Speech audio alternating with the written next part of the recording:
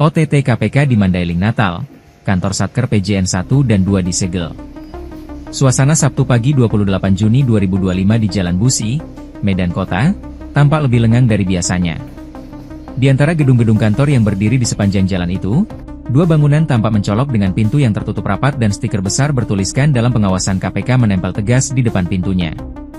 Gedung itu adalah kantor Satuan Kerja, Satker, Pelaksanaan Jalan Nasional, PJN, Wilayah 1 dan 2 Sumatera Utara. Tak ada aktivitas yang terlihat. Seorang pria yang sibuk memperbaiki listrik di kantin dekat kantor PJN 1 menjadi satu-satunya orang yang bisa diajak bicara pagi itu. Dengan wajah datar, ia hanya berkata singkat, "Tidak kerja hari ini, Pak." Karena hari ini hari Sabtu. Saat ditanya soal keberadaan stiker KPK itu, ia menggeleng. "Saya tidak tahu soal itu," katanya, seolah ingin segera mengakhiri pembicaraan. Penyegelan kedua kantor Satker itu bukan tanpa sebab. Publik Sumatera Utara dikejutkan oleh operasi senyap KPK yang dilakukan pada Kamis 26 Juni 2025 malam.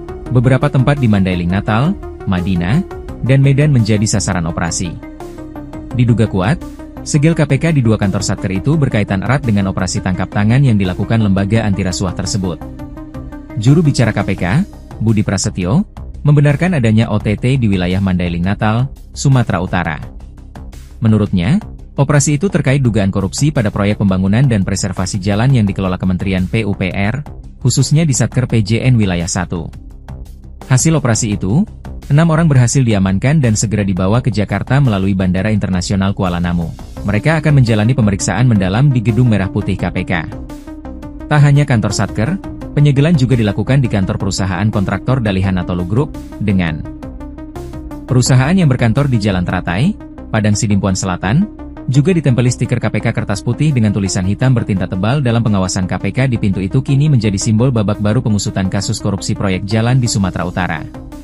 Sementara publik menunggu pengumuman resmi KPK, suasana tegang masih terasa di lokasi-lokasi yang disegel. Wajah-wajah penuh tanda tanya menghiasi setiap orang yang melintas, bertanya-tanya, siapa saja yang terlibat dan seberapa besar skandal ini akan terungkap?